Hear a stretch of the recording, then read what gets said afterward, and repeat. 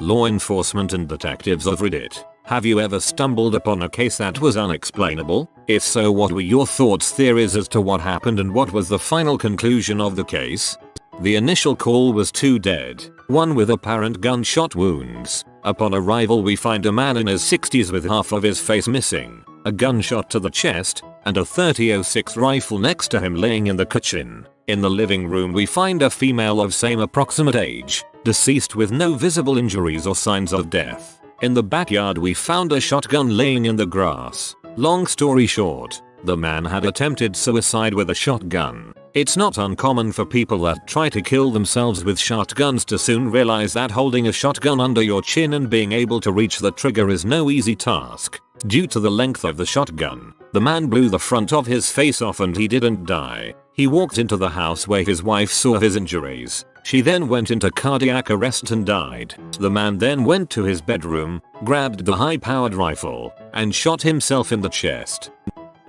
My friend's mum is a nurse. She told me a few years ago they had a woman wheeled in screaming and crying. She was really old and lived with her husband with a nurse to help them both. She wouldn't let anybody near her and just kept screaming. They noticed the bottom of her feet were completely black and she never stopped crying and screaming. The husband was reported missing or something and the police had investigated. Turns out the nurse living with them had chopped up the husband and burned him in the bathtub. Then moved on to the woman and tried to put her in the bath, but she started kicking and screaming and her feet got covered in ash. One of the neighbors knocked on the door, so the nurse ran and the woman crawled out of the bathroom and locked the door, and the neighbor found her crying in the hall with bruises on her arms, so she was taken to the ER.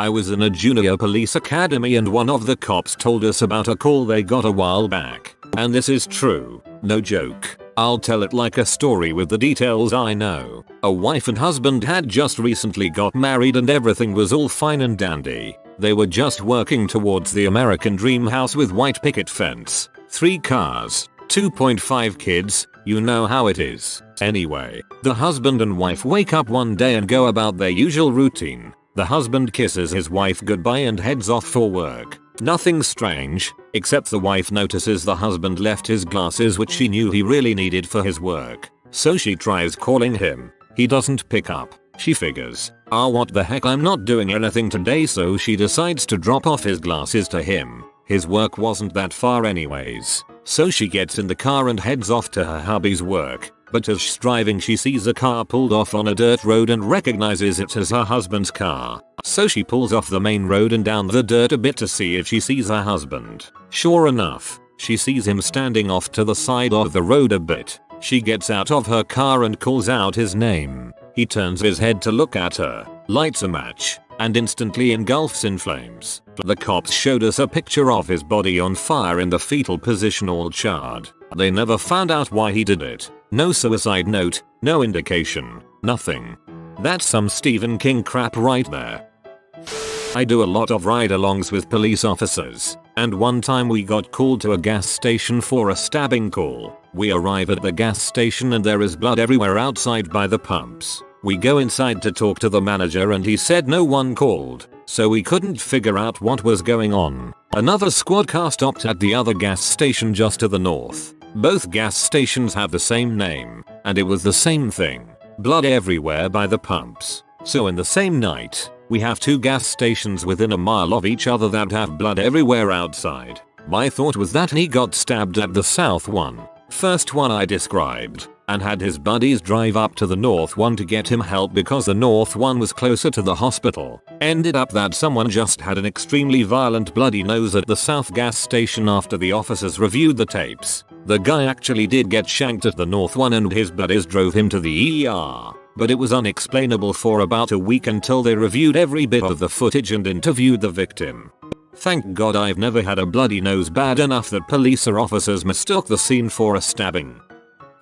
Former police dispatcher. That said, this wasn't something I was involved with. Sorry. A lieutenant at my old department likes to tell the story of when he was a beat cop in northeastern Ohio in the 80s. They got a call of car parts floating in a lake. Fearing someone was trapped underwater, they called in a dive team who found 15 cars parked in a row, all from the 1950s era, about 25 feet below the surface. Due to water damage and rust, They appeared to have been sitting there for quite some time. It appeared that when they were left there they had been in perfect working order. All identification had been stripped off. The lake was natural and had been there forever. They never did figure out who put the cars there, how, or why. The lieutenant thinks it was a high school prank.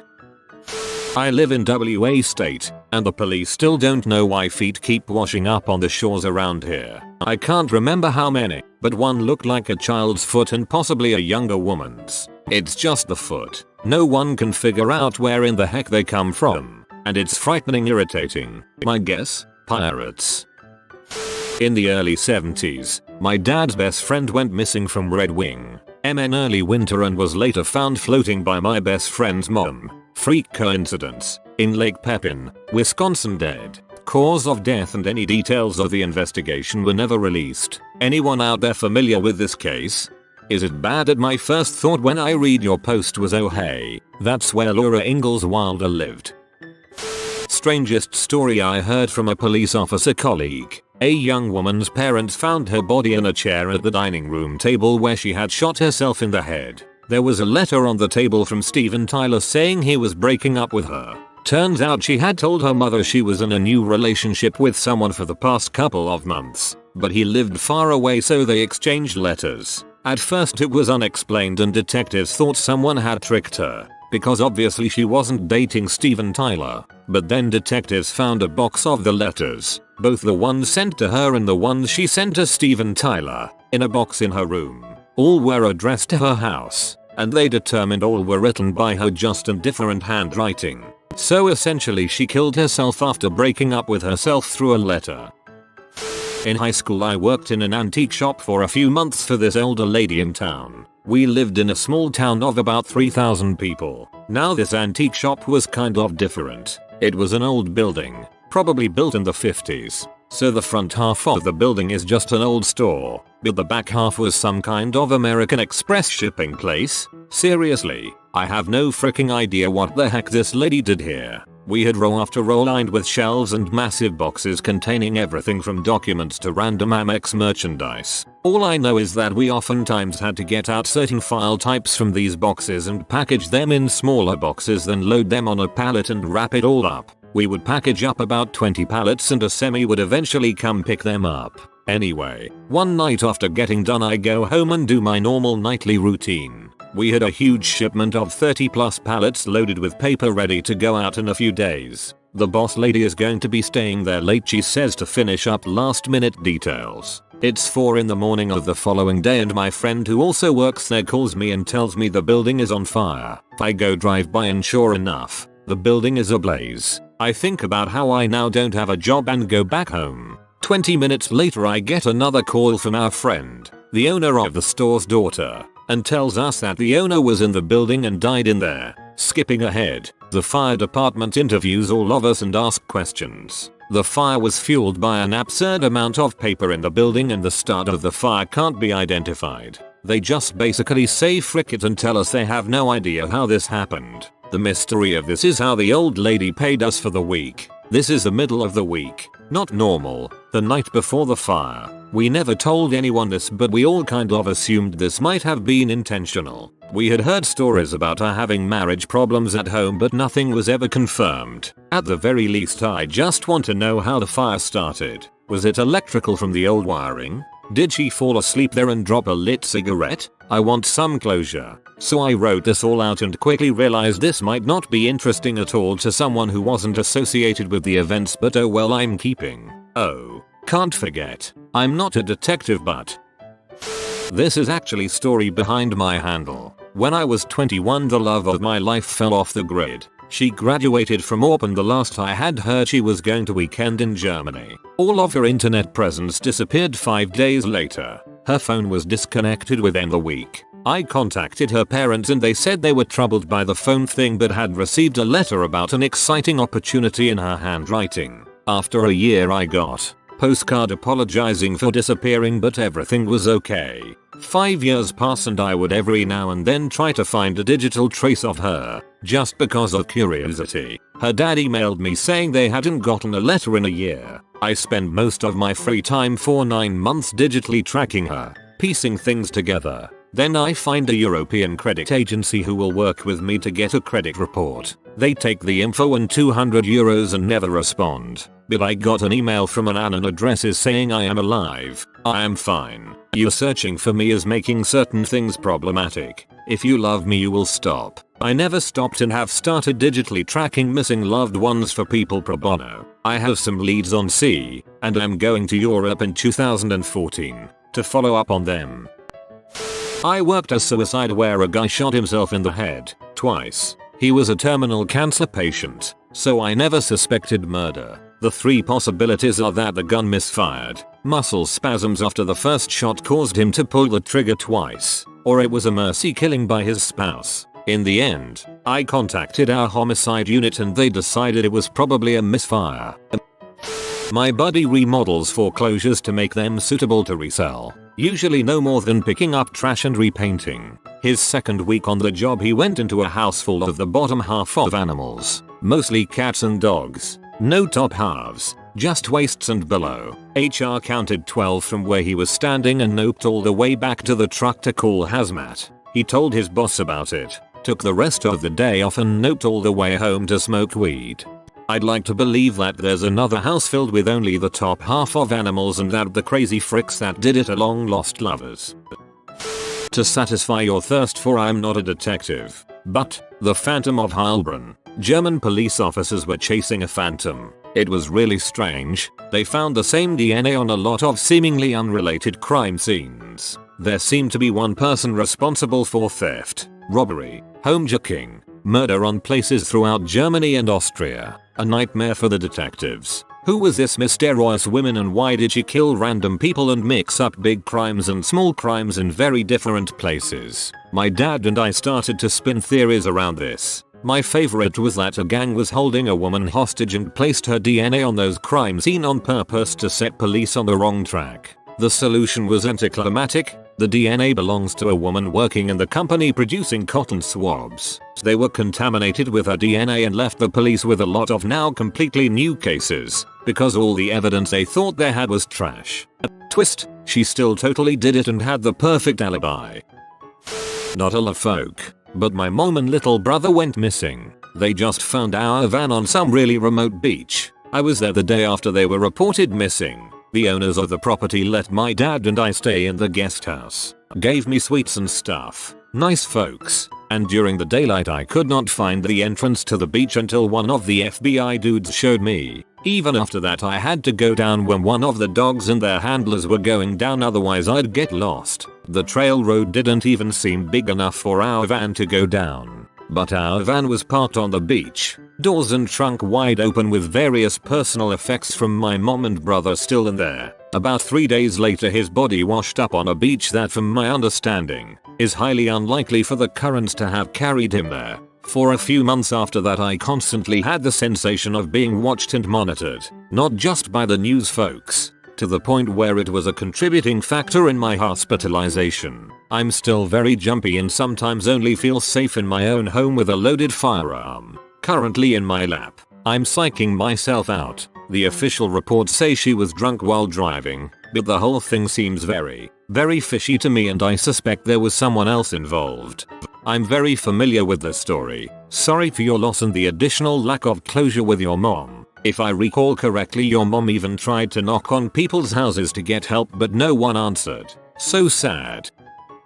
Once I found a cardboard box on the front step to my parents' house. It was taped and looked like a package. I opened it and inside was a VHS tape with the tape cut. I was curious what was on the tape, so I repaired it and stuck it in the VCR. It was a home video of a middle-aged white dude staring into the camera. It was really creepy. I forget if he said anything, but if he did, it didn't make any sense at all. I never figured out who left the tape on the front steps or who the guy was. So strange.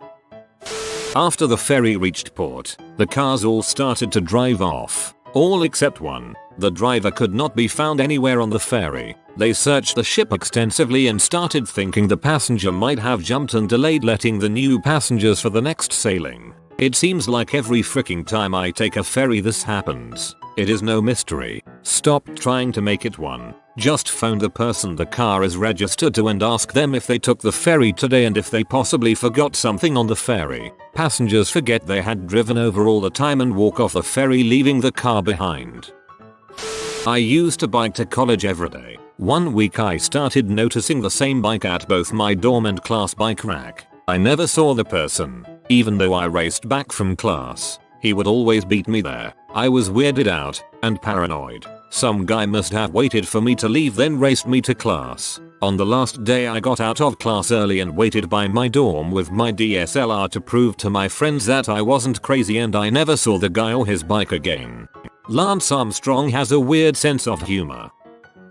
It was my uncle who used to be a cop in Hong Kong. He was patrolling the street on his own and received a smell complaint call from an apartment building nearby. So he reached the location and met the person who made the complaint and found out where the smell was coming from. He rang the doorbell. A little girl opened the door. As soon as the door was opened, he knew someone's dead. The little girl is about 5-6 years old. My uncle was informed that there were only the little girl and her grandma living in the apartment. They were immigrants from China. My uncle walked into the apartment and noticed that there was a freshly made meal. He went to the room where the smell was coming from and found the woman's dead body. My uncle was puzzled by the freshly made meal because the little girl was not tall enough to reach the stove and the countertop. And it also puzzled him that a little girl could cook. Chinese food is pretty complex in their recipes. When my uncle asked the little girl who made this, she said it was her mother. Later he found out that the little girl's mother died from a stroke about a week ago.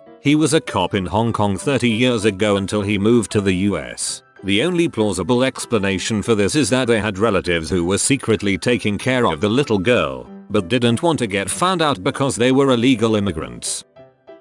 I used to work at a retirement home and a retired federal agent told me this. In the very beginning of the 20th century there were 9 robberies by a 2-man team in 4 counties in one day. All assumed to be the same 2 guys by eyewitness accounts. The exact same getaway car, guns, outfits and ethnicity. The guys were caught and this was an open and shut case. Except for the fact that the robbers claimed they had only robbed 4 places that day, which seemed odd, so someone looked into the exact timings of the robberies and found that robbery number 4 took place only 10 minutes after robbery 3 and then 1 minute after that robbery 5 happened. So they go back and interview the robbers about this discrepancy and both robbers tell the same story, that they only robbed 4 places.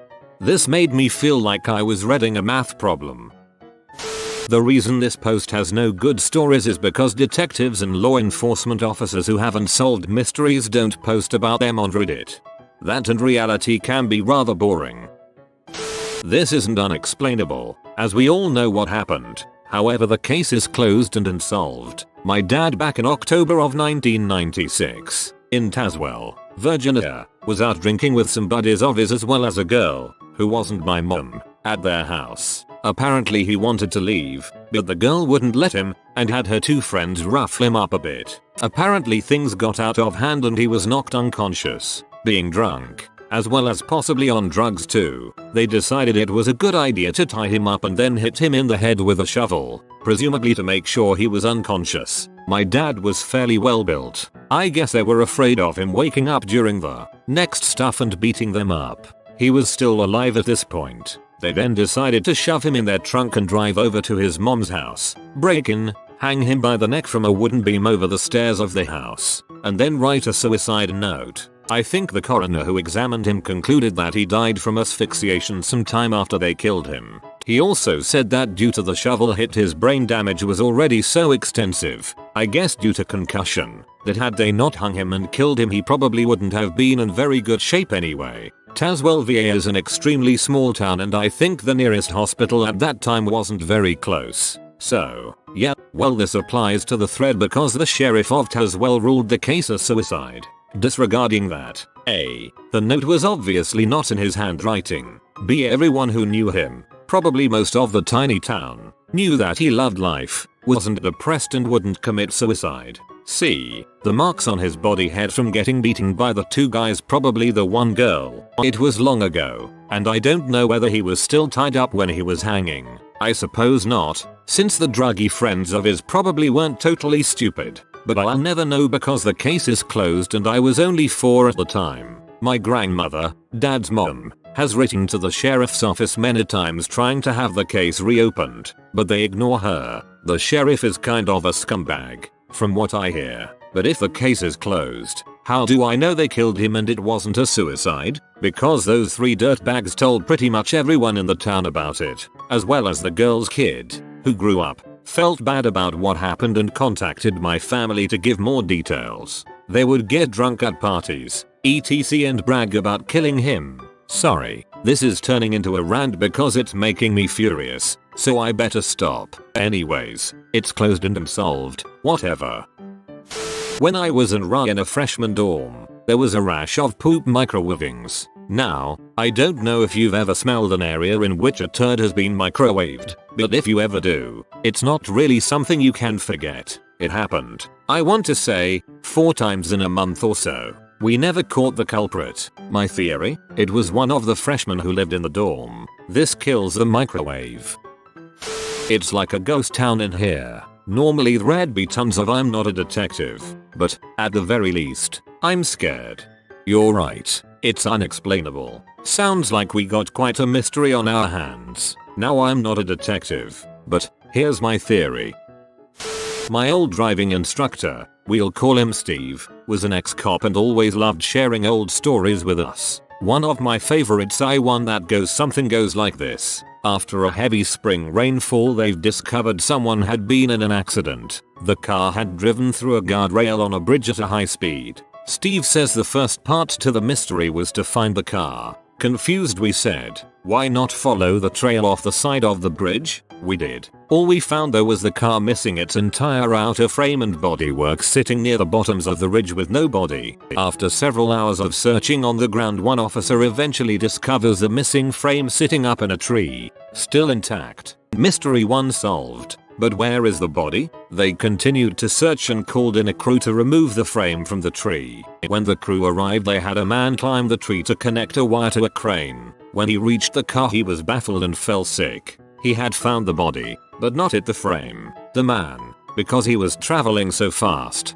drove through the guardrail, had his frame caught in the tree and crashed through the windshield, hitting the tree so hard with his face that it collapsed in on itself and stuck to the tree. He says it's one of the weirdest things he's ever seen.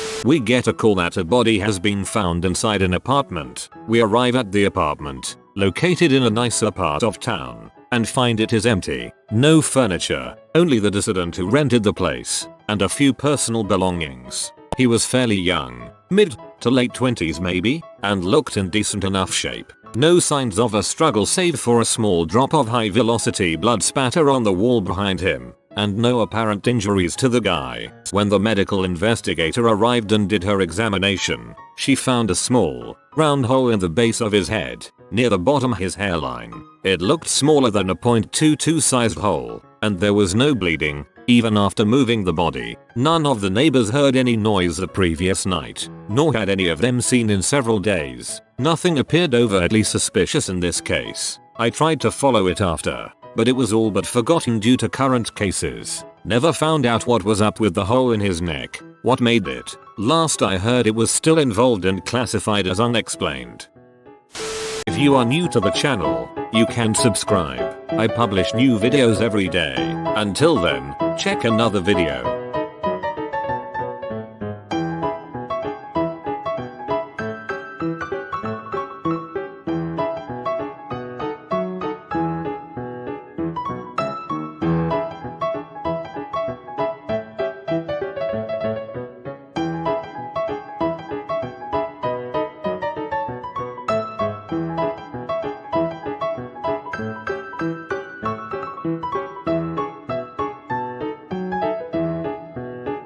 Bye for now.